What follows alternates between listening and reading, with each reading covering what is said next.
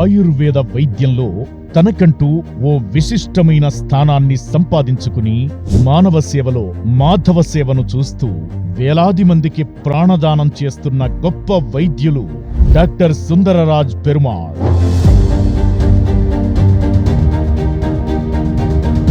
విశాఖపట్నం నగరానికి చెందిన ఆయన ఆయుర్వేద వైద్యంలో అద్వితీయమైన అనుభవాన్ని సంపాదించారు.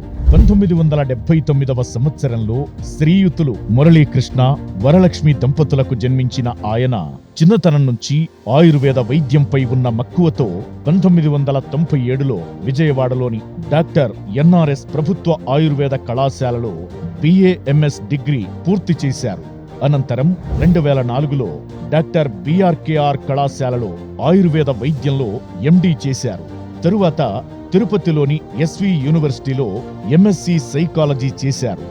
డాక్టర్ రామసుందరరావు గారి శిష్యరికంలో గొప్ప వైద్యుడిగా ఎదిగిన ఆయన తన ప్రతిభా పాటవాలకు అనేక ప్రశంసలు, అవార్డులు, రివార్డులు కూడా అందుకున్నారు.